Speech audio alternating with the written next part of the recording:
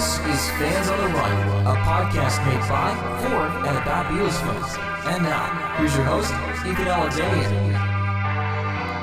All right, everyone, welcome back to Fans on the Run. Out of all of the Beatles podcasts, this is one of the Beatles podcasts. Again, it's early in the morning. My brain isn't working. I never really know how to introduce these shows. If you've listened to the past how many episodes, you know I don't know how to introduce a show. So I'm just going to jump into it. Mystery guest, how would you describe yourself? A big Beatles and Ringo fan. Well, I would hope so. Our next guest he's a drum wizard. He plays in a band called the BBC Band, and he's an independent historian, and he's also done drum curating work for Ringo Starr. Please welcome Gary Astridge. Gary, welcome to the show. Ethan, so nice to speak with you today. Thanks for having me on.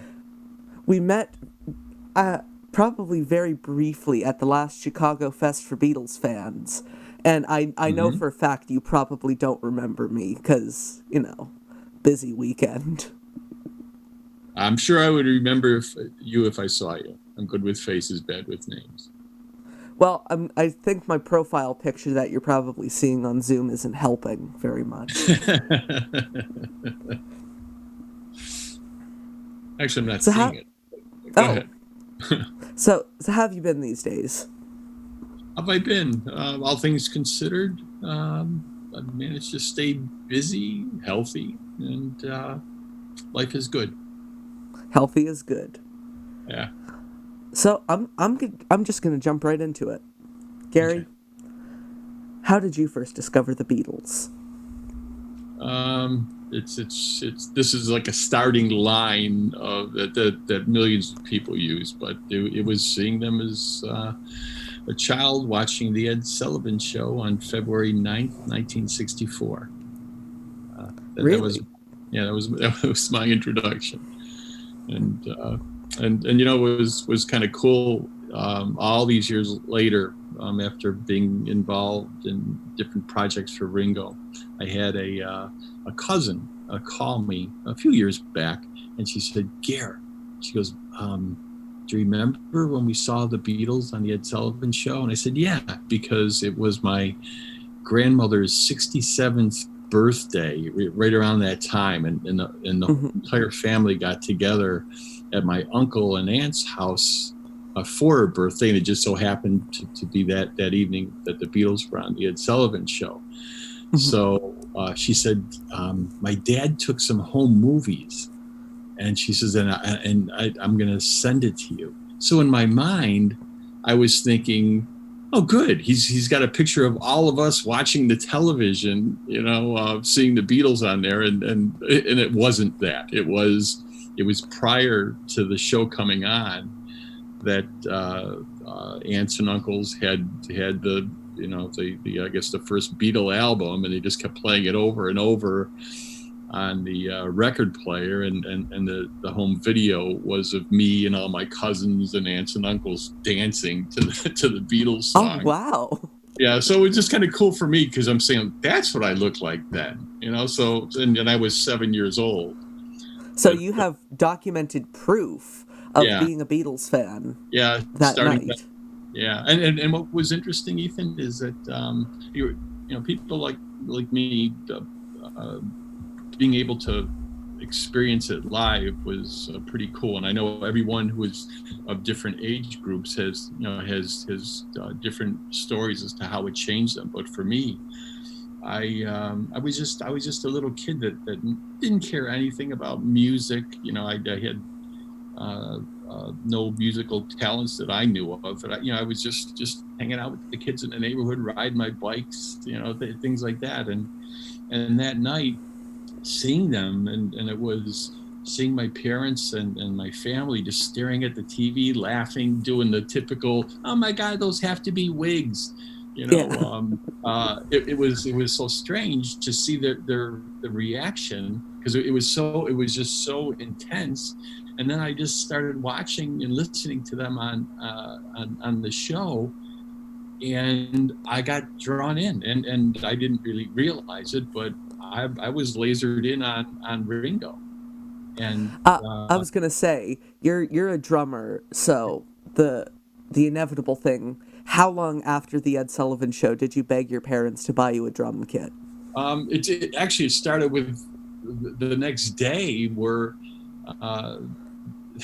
they told me, and I remember that I was given by my dad some like empty metal coffee cans, and then he used the can opener to take the bottom and top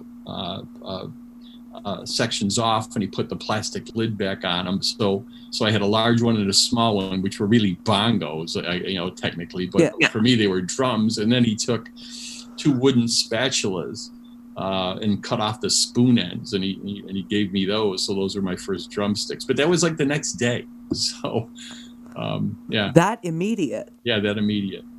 Oh wow. Yeah. So what was the first? You'd mentioned playing the Beatle record. What was the first Beatle album or Beatle record that you remember owning? Meet the Beatles. That was the first one, and then the second Beatles album. We just played them over and over and over and over.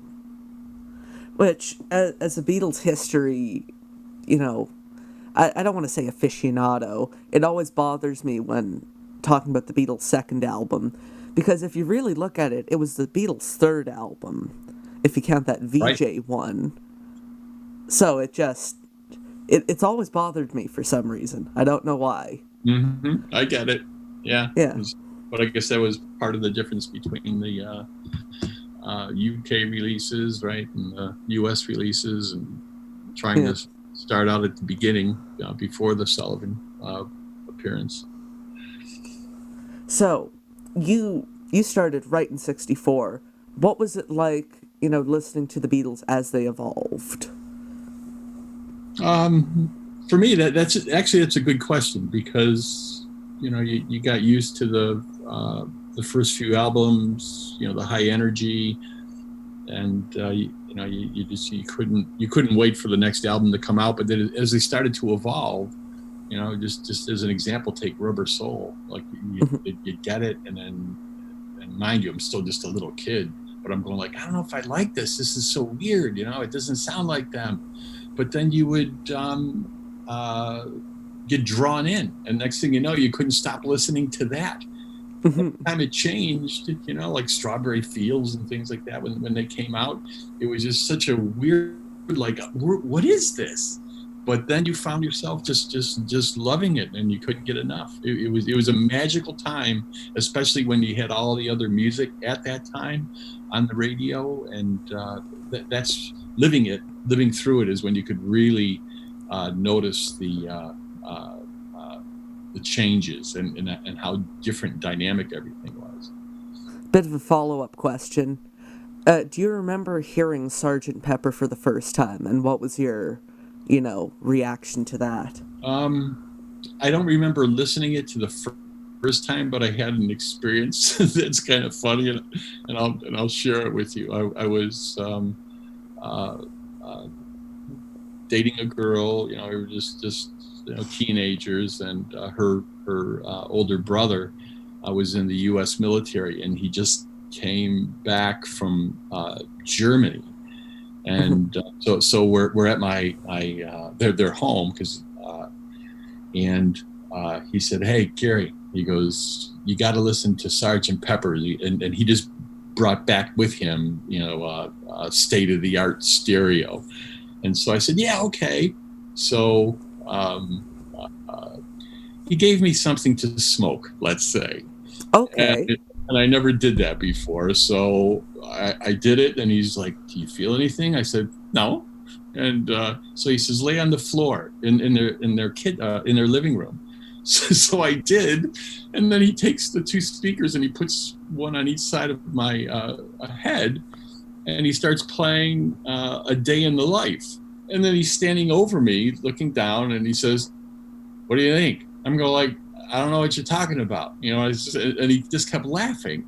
And when it came to the part of the the orchestra build up, and then woke up, got out of bed, when it got to the last part of that, boom, I was gone. And I went on the ride, and then I must have had a look on my face because he was just staring at me, going like, "Okay, you're there." And so that was a unique experience where it was like, wow, okay, now I know what it was like listening to it normally, and I know what it was like listening to it on something. Yeah, something that may or may not be legal in all of Canada now. So, where were you when you found out that the Beatles had broken up? Well, living here in the Buffalo, New York area, and yeah, I took that very hard. You know, it was like I didn't want to I didn't want to believe it. So yeah, it was very, very emotional. You know, and you found yourself that when when McCartney album came out, you know, you're listening to it and you're dying for news to hear that, oh my God, maybe Ringo played on some of it, you know, maybe John did, maybe they'll get back together. And with all the rumors and things that were going on that time, it was always like a little carrot dangling in front of you. Yeah, because I mean, after that whole Paul is dead rumor, anything was fair game. Mm-hmm. So, as of right now, what do the Beatles mean to you? Actually, they mean a lot.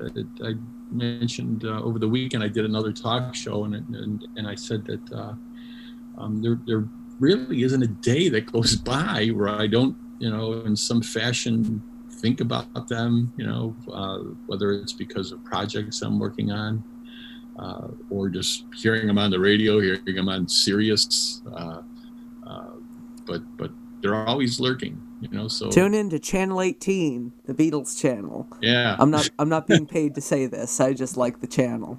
Yeah, it is good. But so they're always they're a big part of my life. So you're a drummer.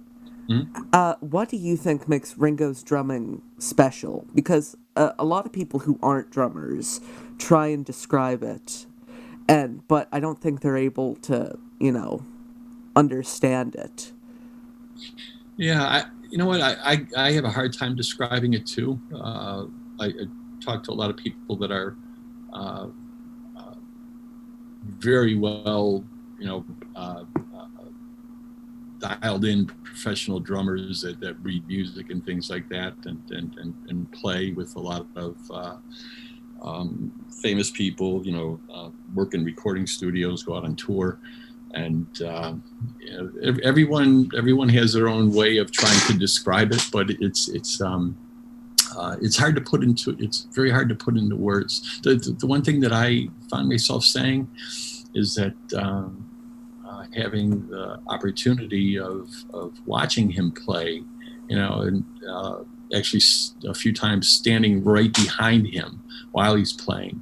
You know, you're watching his hand movements, his arm movements, his, you know, his feet, all the little things. You know, how he's hitting the cymbals.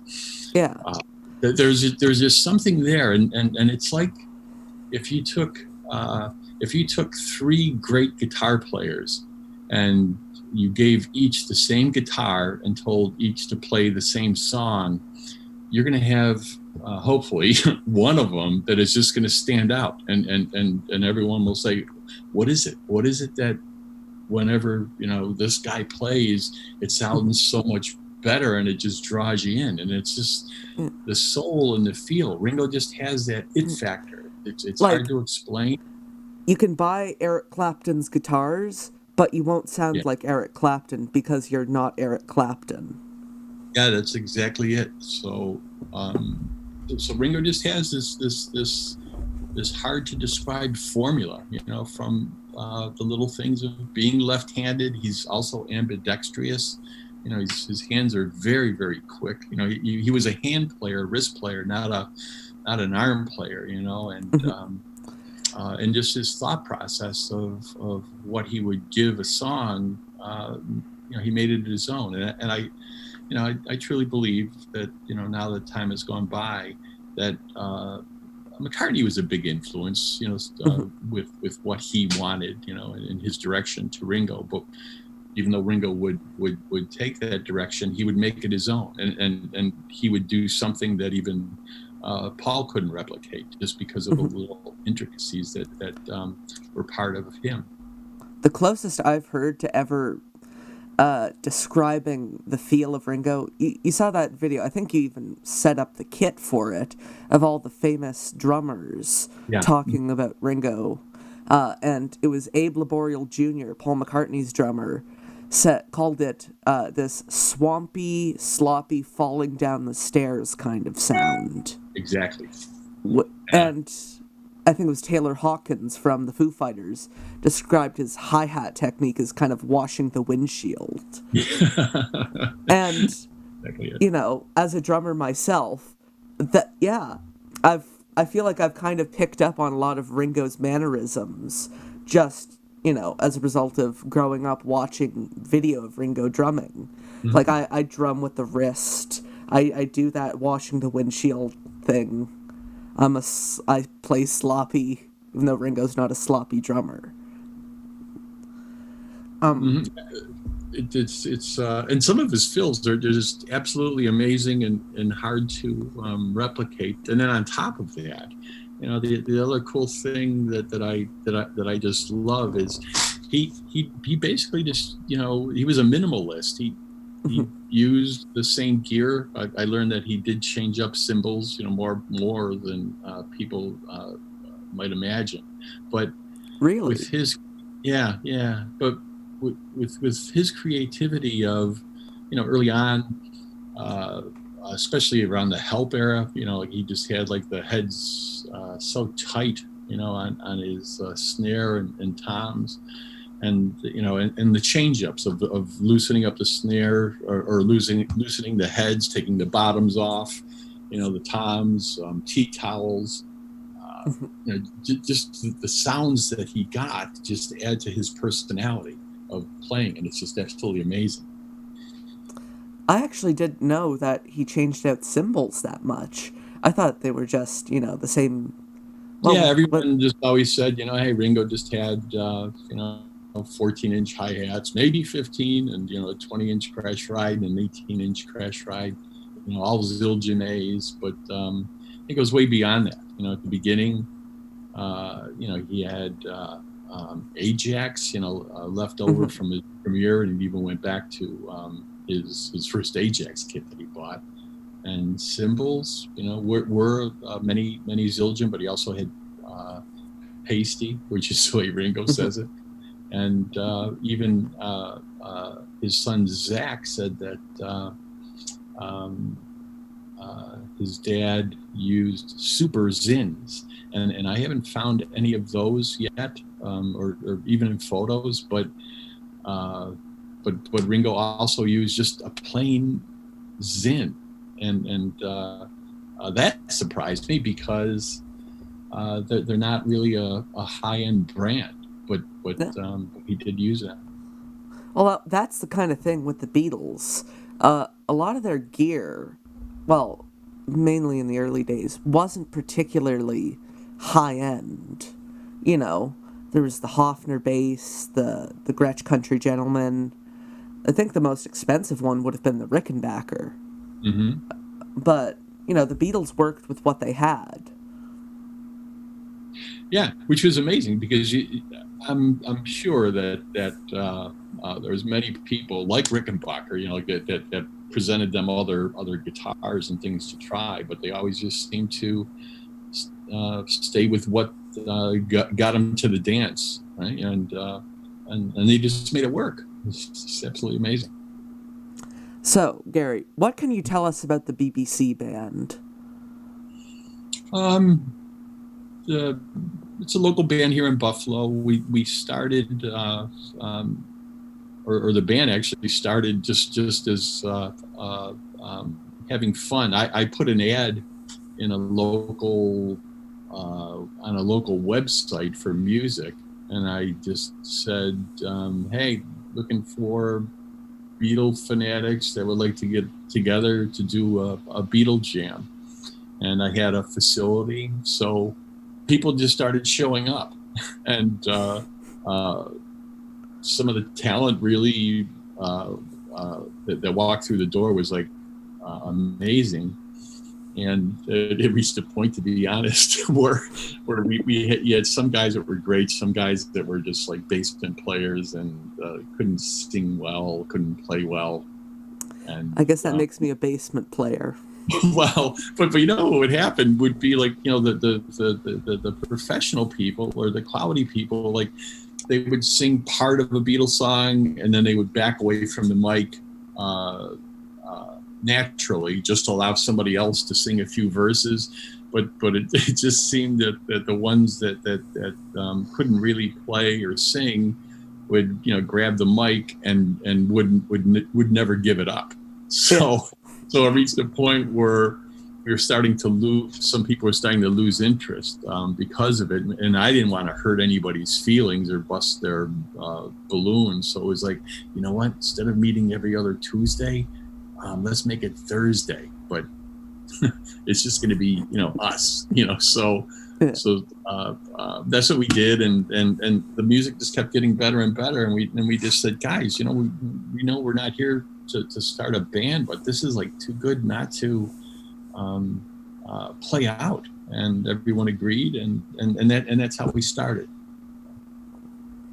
So I want to ask you, because, you know, this is just, you're the first person I've had on the show who's been directly involved working with a Beatle. Yeah. How did you first get involved with Ringo? There's no short story, but I'll try to make it short. No, a long story's fine. Oh, okay. Well, I guess first it goes back to 2008. I was with my wife when we went over to the was it the Avalon Theater? Ringo was playing over at the in Niagara Falls, Casino Niagara. Okay. And I just had a. I feel bad that I don't know the name off the top of my head. I'm very familiar with that Niagara Buffalo area as a Canadian who likes to partake in cross-border activities. Yeah. Well, this time I was on your side. Oh, so okay. And that's where Ringo was. He was actually, I heard that was it the Seneca? No, not the Seneca. Casino Niagara. Okay. Yeah, in Niagara Falls, Ontario. So okay. I heard that he was actually rehearsing there for a week, and then he was kicking off his summer tour, starting there. And I thought, oh my God, he's right here in my backyard. So I then heard on the radio that he was going to be having a press conference in the morning, and that the All-Star Band was going to do like a brief set, you know, for the media, all with kicking off his summer tour. So I found a small newspaper on my side of the border, you know, in Tonawanda. And I just said, you know what, I would love to cover this story for you guys. So they gave me permission. They gave me the paperwork. And so I went there. I got in and was able to be there for the press conference, and which was just cool in itself. And so the day of the following day was their first performance. So I went back, had tickets. My wife and I were there, and I had a T-shirt made for Ringo that I wanted to give to him, and there was no way. Security was so tight, and it just so happened that one of the band members was walking through the lobby of the casino, and I went up to him and I just said, "Hey, can you give this T-shirt to Ringo?" And he said, "Yeah, I'll do it." And he ended up giving it to a gentleman by the name of Jeff Jonas, who's Ringo's drum tech, and he's been Ringo's drum tech for I think 39 years now. So it was like, okay, well, that's done. You know, my wife's name is Cindy. I said, so what do we do now? And she said, I don't know, want to get something to eat. So I said, all right. So we go to a restaurant. There's like a diner, you know, just with stools, and when we walk in, I just noticed. I said, oh my God, that's Ringo's drum tech. That's Jeff Jonas right there. So Cindy said, well, there's two stools next to him. Let's sit down next to him. And I said, nah, I don't want to bother him. So she goes, go ahead, sit down. So we do. He looks at me, he says hi, and then I do the, hey, you look familiar. And we started a conversation. I tell him about the T-shirt, and then he had it on his lap. He just said, "Is this it?" And I said, "Yeah, that's it." And he goes, "Yeah." He goes, "So and so gave it to me and told me to get it to Ringo." So that started our relationship. And when just before the show started, we had front row seats. We're sitting there, and Cindy said, "Hey, Jeff looks like he's looking for you." And I said, "Where is he?" And he goes, he's standing by Ringo's drums, and he just seems like he's trying to see who's coming in from the audience. And then he saw me, and then he waves me over. He comes to the front of the stage, and he pulls out a pair of drumsticks, and he said, "Hey," he goes, "Thanks for the shirt. These are from Ringo." So he gives me these drums. Wow. Yeah.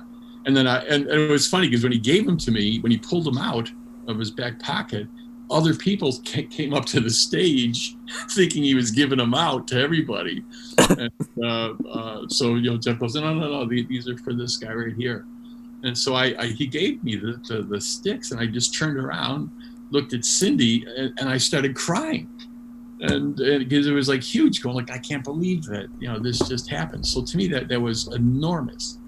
Mm-hmm. And when I think about that today, that's kind of like, it grounds me, because with all the things that happened since, and actually being friends with Ringo now and doing all the things I've done, there's just like, what a ride. Who gets this? For some of the people at home, what are some of the things that you have done since with Ringo? Okay.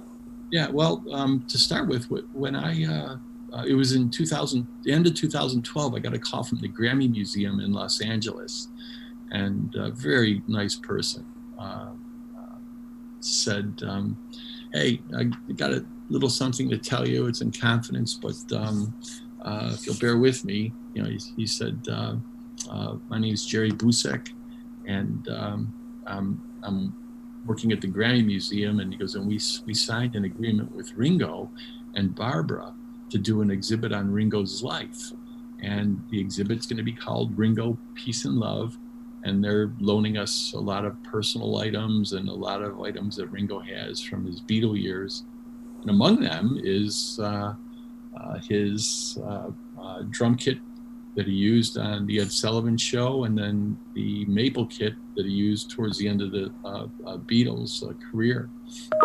And so we've run into a problem. He gave us permission to have those. When we called his estate in London, they're telling us, "Well, we've got Beatle drums, but nothing's organized. We don't know what's what. We don't know what drum goes with what drum to make the proper kit. Mm-hmm. We don't even know if we have all the parts." So they started Googling, looking for information, and all I kept finding was a website that I had created called RingosBeatleKits.com, and they called me saying, can you help us try to figure this out and put these kits together? And that's how it started for me. That was the beginning. So you actually helped them piece together the different Ringo kits. Yeah, and first it was just focusing on the two that I had mentioned, and the more I got involved, I could see like the maple kit really wasn't in good shape. It was just stored improperly, and a lot of the hardware, the lugs and things, were just like corroded and oxidized and just like deeply pitted and just ruined. And I just said, "Guys, this is terrible." And none of the kits had a front bass drum head, and so we couldn't find even hardware, And I just said, "You can't present these iconic kits like this. I mean, it's the Beatles, it's Ringo." Mm-hmm. So I said, I have a plan. We didn't cover this in this conversation, but with all the research I did, literally over decades, I also collected like Beatles Ringo drum kits and gear, all specific to what he used. Same year, same type models and things. So I had an entire collection of drum kits that matched his. And so what I offered to do, I said, why don't you allow me to provide whatever is needed to make Ringo's kits whole again? So we just focused on those first two drums. Ringo was really impressed, and then it led to, hey, you know what? Can you do it to the remaining kits that Ringo has? And it lands up that out of the 6 drum kits that Ringo used during his career with the Beatles, he still owned 5 of them at the time. Oh, wow. Yeah, so I was able to restore all 5 to bring them back to life, and that included them allowing me to document his kits, to dive into the history. And with the help of Jeff Jonas and another great person named Scott Ritchie, who is Barbara and Ringo's personal assistant, we just worked as a team to get it done. And in my relationship with Ringo, whenever we had the opportunity to talk, he would provide me with information that was like golden. And for me to be such a geek on this, to talk to him and to have him say certain things, that I'm thinking like, God, you don't even realize you're giving me gold. You're giving me information that no one's ever heard before. And he would give me, pieces that I'd be able to do more research on. And it was like, wow, I always thought it was this, but it's actually that. And so I just obtained a lot of knowledge on a very deep level for the geekiest of geeks on this stuff, which is just mind blowing. And I, to be honest, I feel great. Many times people go through life thinking, why am I here? And it wasn't until I got involved with Ringo doing what I'm doing to for myself feel that this is my purpose, to actually protect and document this portion of the Beatles, the drum side, and to have things set for future generations. So should the kits be placed in museums or wherever, at least I know that it's everything will be accurate and accounted for. So you said the 2 kits were the maple rooftop. What was it? The Hollywood? Yeah. Isn't that what it's called? Hollywood kit. Yeah. And then the Ed Sullivan kit. Now, if my memory serves me correct, wasn't the drum head sold separately? Like, yeah, it was sold in. Well, what happened is that Ed Sullivan head, the one that was seen on the show, that was made specifically for when the Beatles performed here in the U.S. And when the Beatles went back to England, the drum kit was refurbished. They took off the Ed Sullivan head and put on a fresh one, because that drum kit was actually used in the movie set for A Hard Day's Night. And it looks like Mal Evans took the head home with him. And when you think about things in perspective, whoever thought the Beatles would be what they are, back in March of '64. So he had it, and his wife sold it at auction. It was bought by a gentleman by the name of Russ Leese. Russ Leese of Beatles Suits, right? Exactly. Yeah. So he bought it and sold it in November of 2015 to Jim Irsay, the owner of the Indianapolis Colts, and he bought it for $2,050,000. And then a month later, he bought Ringo's first Ludwig drum kit for $2.1 million. The thing that I've seen pictures of his collection, and what always irritates me is seeing that he has the Ed Sullivan head on a kind of fake bass drum, but it's right in front of the actual bass drum head on the Ringo kit. Yeah, that's frustrating. On the actual Ringo kit, it's Russ. What happened was when I was putting the 5 kits together, I contacted Russ and we commissioned him to replicate the correct head drop T logo for each one of the drum kits that Ringo had. So I think Irsay knew that was just a reproduction, and that's why he did what he did or does what he does, because right now the kit's on display in Los Angeles at the Creative Artists Agency, CAA. Oh. And I set it up there in November along with Jeff Chonis of last year, and it's going to be on display or remain on display until November of the beginning of November of this year. So if anyone has a chance while they're out in LA and bar this COVID thing, you can go there 5 days a week for free to see it on display right in the lobby. That Jim Irsay guy does. I don't know if he's really good with money or really bad with money, because every month it seems you see some headline like, didn't he just pay $4 million for the David Gilmour Stratocaster?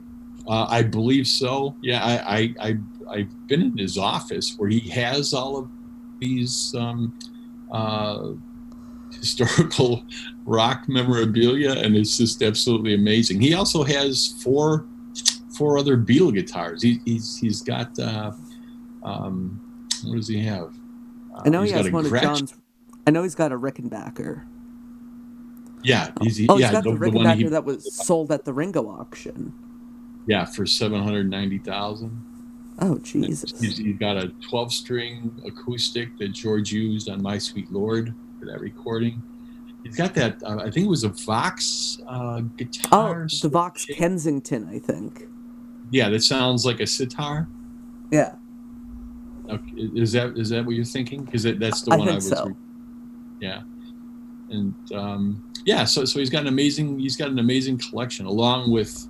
He's also got the SG, the George Harrison SG. There you go. Yeah, you know more than me. Yeah, but and I remember seeing it. But it's interesting about his. Don't even say that as a joke. I really don't.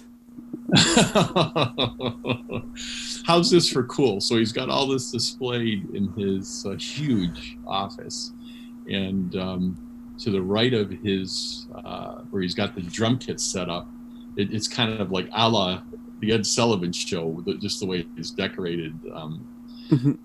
But to the right of the kit is a beautiful old like record player console, and you lift the lid, and there's on the inside of the wood top on the lid there's 5 actual Beatles 45s, and each one has a red button in the center.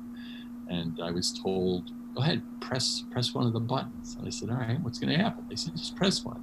So I did, and I landed up not knowing, but I selected the one for the drums. But what happens is, press the button, all the lights dim in the office, and the lighting around the drums illuminates, and behind the drum kit on a wall is a big high def screen, and you start taking a video with the audio of the Beatles, and it's Ringo playing that kit. And if you press any of the other buttons, like the SG, that would illuminate, and everything else would be dark, and then there would be the Beatles with George playing that guitar. So it was just it's just amazing what you can do when you have billions. Oh my God, that is awesome. Oh yeah, it's more than awesome. Telling it is one thing, seeing it and experiencing it is like off the charts. I mean, I've seen pictures of his office, and I'm thinking, damn, I want Indianapolis Colts money. Because imagine just having the money to just oh, okay, John Lennon's guitar's up for auction, buy it. Oh, Ringo's drums, buy it. That's awesome. Yeah, and another little story was when that auction took place, there was a snare drum that actually came with Ringo's Sullivan kit, and Ringo always used the jazz festival from his first Ludwig kit, the 63 downbeat, and even though that the snare drum from the Sullivan kit was worn, I talked to Ringo about it. He said, it might have been used for overdubbing, and when I did the research, I found that actually Paul McCartney used that one for his McCartney album, and he actually had that snare up until 1982, from 69 to 82 before he returned that and the rest of the drums he borrowed from Ringo. So there's a lot of history there. Mm-hmm. And what had happened at the auction in December, Jim Mersey didn't buy that snare drum, and it sold for $75,000. And I guess after the fact, he asked the person that was responsible for the auction, it was like, hey, why didn't you buy that snare drum? And it was like, well, I was told by your COO that you were right at the end of your budget for the auction, so I didn't get it. And but he landed up seeking the person out that did buy it, and he bought it from him. So, oh wow! Yeah, so he's got that as well. So how did a couple years ago, was it a year or two ago, Ludwig came up with the Starr Festival snare, and you were kind of the brains behind that. How did that come about?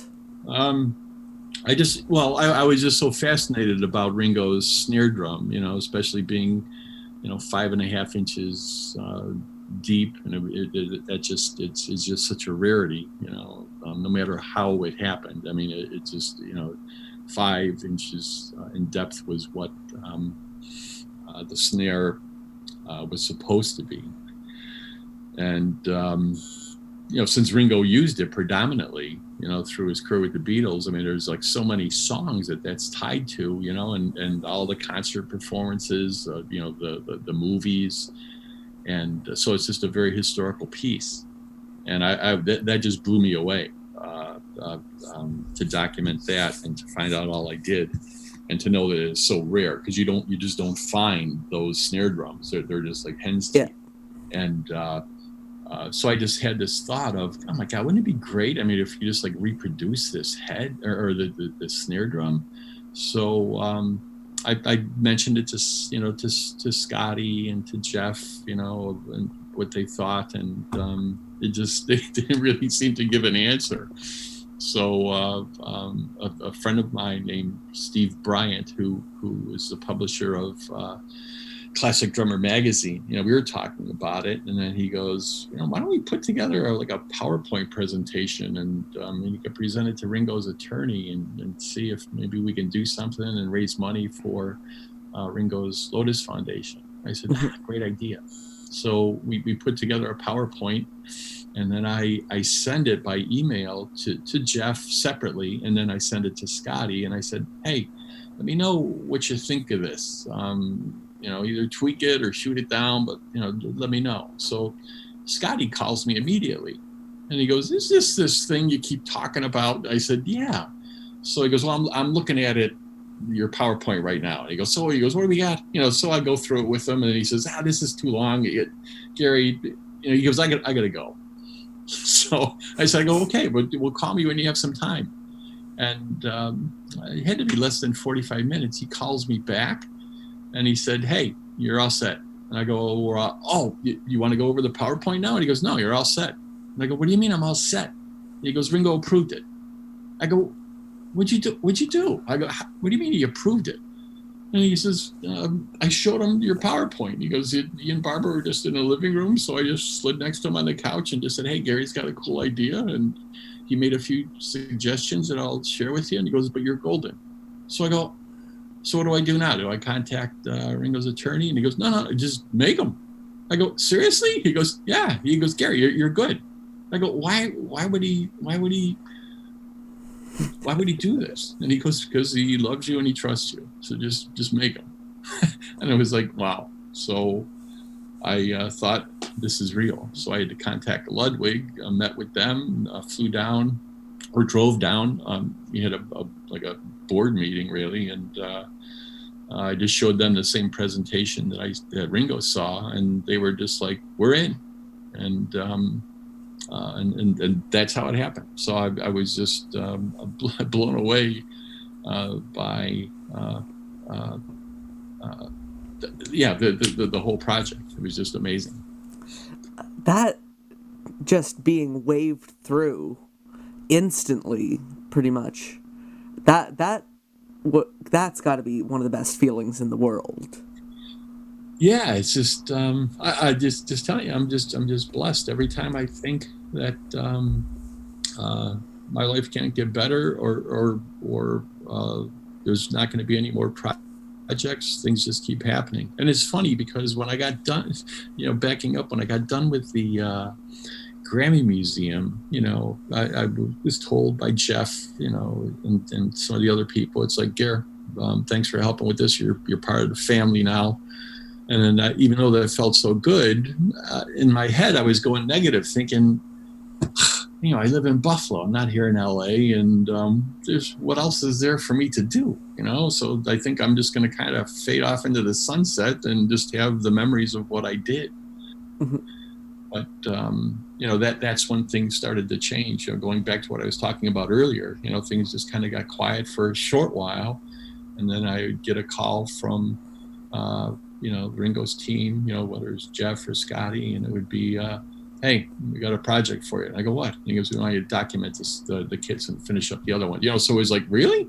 And then I'd be like over the moon, going like, oh my God, I can't believe this, and it just kept going on and on and on. Even with like the posters that I have, we did a poster for Ringo's Jazz Festival, and then I asked permission if I could do one for all of his Beatle kits, like a timeline poster. And Ringo, gave me the go-ahead for that.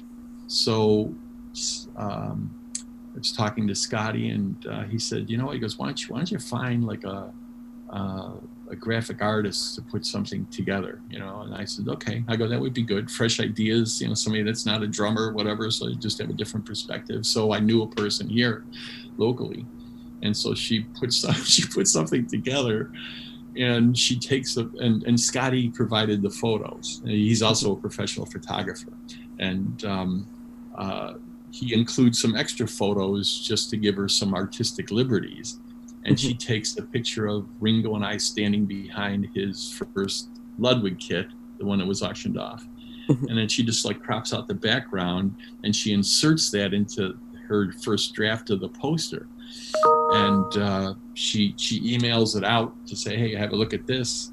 And when I saw it, I freaked. My heart started pounding. I got real nervous, and I called her and I said, Carla, you can't do that. You can't put me and Ringo on a poster. I go, you're going to get me booted out of this inner circle. The people are just going to, think, and Ringo's going to think, oh, here we go. It didn't take long. Now Gary's thinking, oh, look at me with Ringo.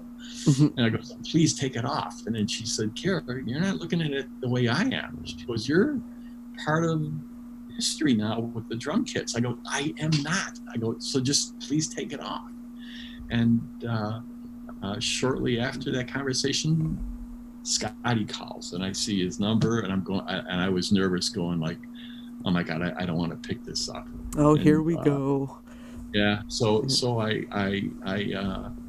I go, hey, how are you? And he goes, hey, I saw the poster. I go, yeah. And he goes, you're good with it.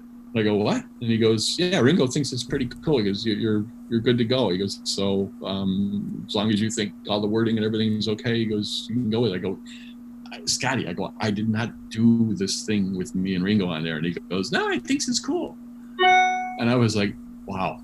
So it was like the same conversation. But why would he do this for me? And it was like, because he trusts you, Gary. He loves you.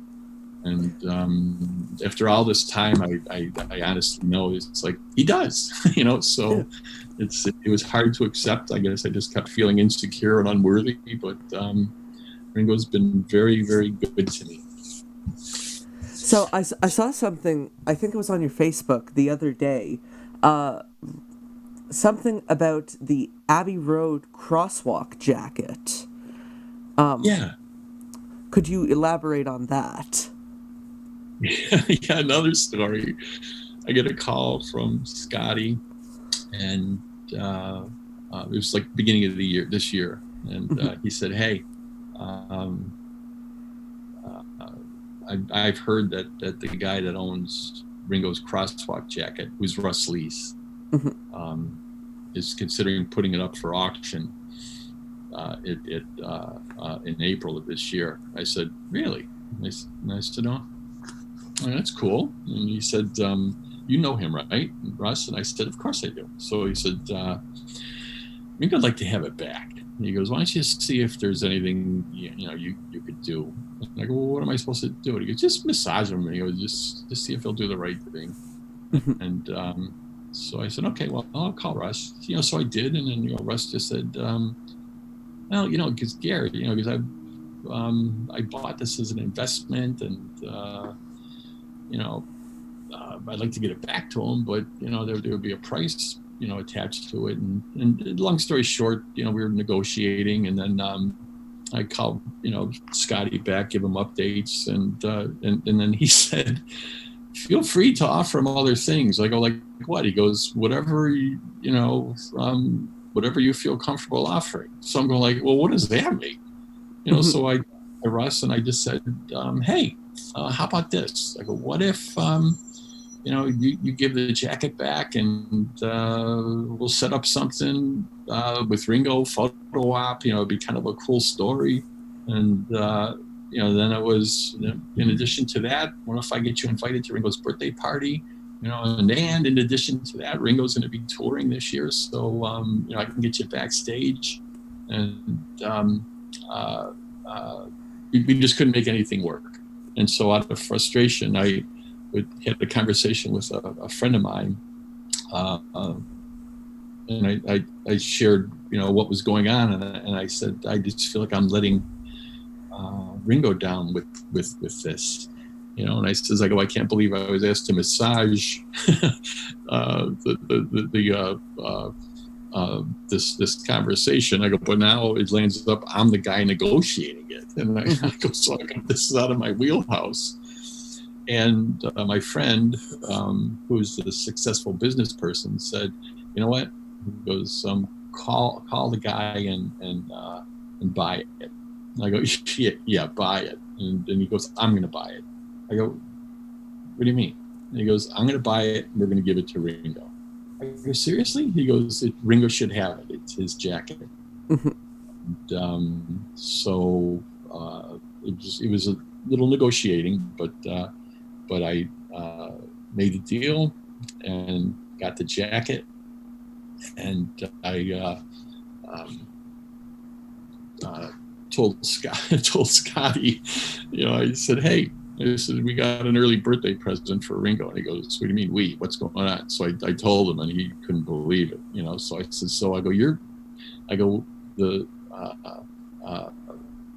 Robert is the gentleman's name, Robert Bird. And I said, "Robert is kind enough where," he says, "Guy, it's a team effort." He goes, "So you're the one who alerted me to this, and so the three of us played a part in it. So we're giving this to Ringo, the three of us, as a early birthday gift."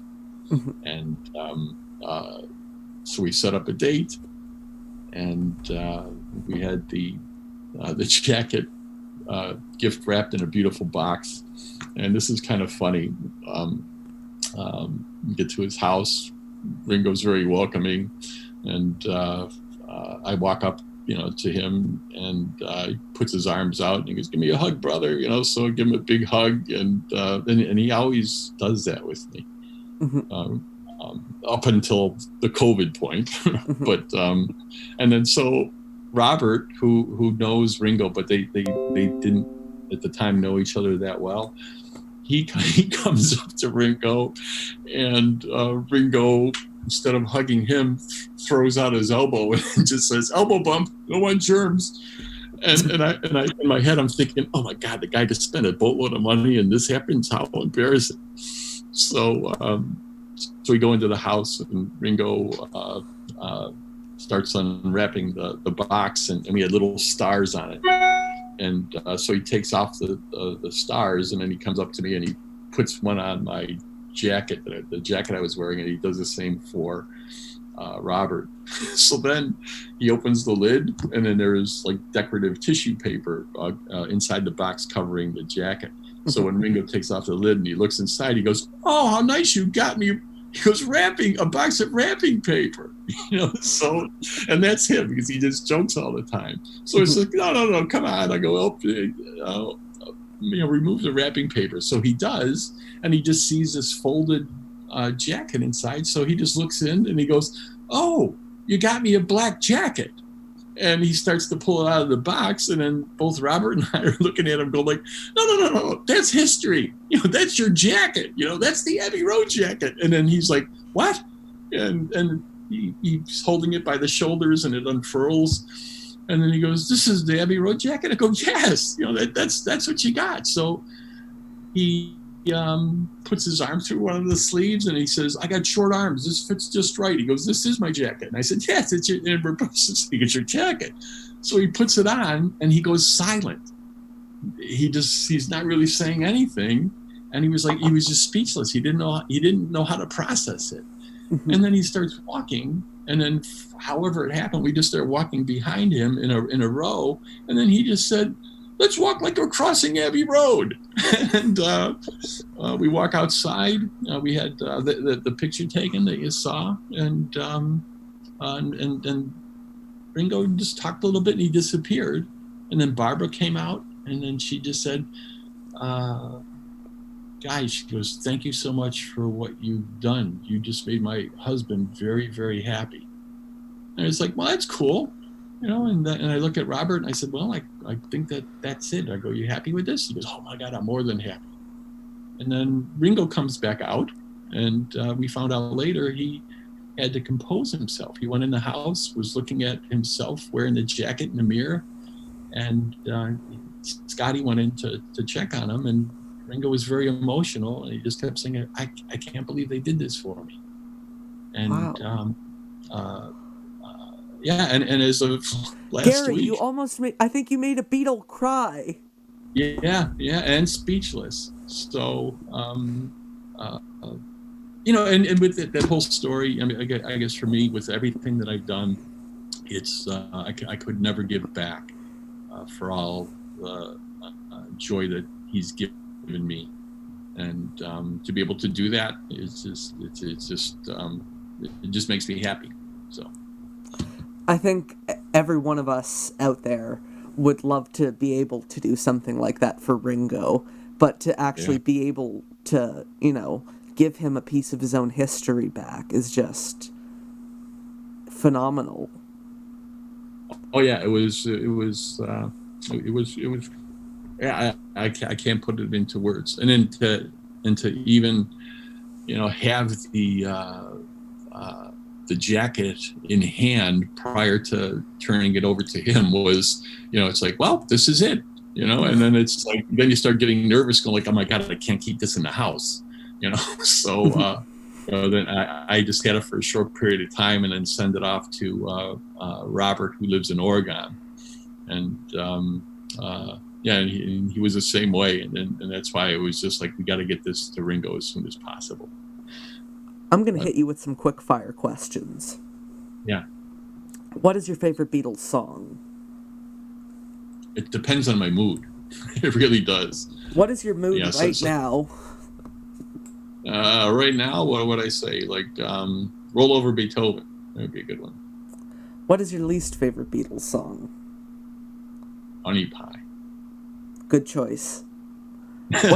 What's your favorite Beatles album? Abbey Road. Because of the jacket? No, just because of the complexity of the songs. It just, like they were so matured at the time and so it's so different. Ringo's drumming, I did just find impeccable on that album. What's your favorite, or what's your least favorite Beatles album? I don't have a least. Well, you know what? I would say, what is the wait? The one that I don't even know what the name is. The one that was done for Yellow Submarine. It's just Yellow Submarine. Yeah. Okay. Yeah, that one is supposed to be just because of all the instrumental on the B side. Yeah. What's your favorite Ringo song? Boy, once again, it's just like it's all over the map. I mean, Long Tall Sally, I would say, just because of what Ringo does at the end of that song. And lastly, what is your favorite Ringo album? Sentimental Journey. Really? The first one? Yeah. And now, I just like that one just for the reasons that he did that for his mother, and I'm familiar with those songs from growing up, so. Yeah. Now it's my favorite part of the show where I get to turn it over to you. Is there anything you would like to plug? Well, it would be my website, Ringo's Beatle, singular, kits.com. It was just updated within the past few months. Still a lot more detailed information to add. And there's a store there, so the posters that I had mentioned are available on there. The Starr Festival snare drum key, have that. Also selling the hand-painted drum heads, all authentically done by Russ Leese. I'm going to be adding some illustrations done by Eric Cash, who's a phenomenal off-the-charts artist. He has the art room at the fests, right? Yes. Yeah, and in fact, we're just literally right now putting it together. So things haven't launched yet, but they will be available within the next week. So the website's a labor of love. I mean, countless hours put into making it as best as it can be. And I actually one of the reasons, Ethan, that the reason that I had to delay our conversation was I was talking to Mark Lapidus. Oh, really? Yeah, and so the fest in August is going to be virtual, and so I'll be participating in that online. And so he was giving me the lineup of people that are also going to be involved in this. So, I wrote down some of the names. We've got like Jenny Boyd, Lawrence Jubiner, Peter Asher, Mark Hudson, Billy J. Kramer, Greg Bissonette, my buddy, Mary Wilson. So they're going to put together a nice program. It's uncharted waters, but from what I was told in the conversation, this is going to be high end. It's going to be very well done, and I'll be doing one or two presentations, and it looks like there's the ability for me to do them as I would normally do them live. So there'll be PowerPoints, which makes it exciting because people get to see photos that they've never seen before. And that, so so that's something for people to check out by going to thefest.com. Gary, I just want to thank you again for being on the show. Well, Ethan, thank you. I greatly appreciate your time, and I have to tell you, you impressed the hell out of me. I don't know how that happened. Clearly, I fooled you well enough. No. It's you just have something special about you, and I'm glad that we hooked up here. And, thank you. Yeah. And to everyone else out there, thank you for listening. You can go home now. Fans on the Run is produced by Ethan Alexanian. Additional voiceovers by Richard Phillip. This has been a Showtown production.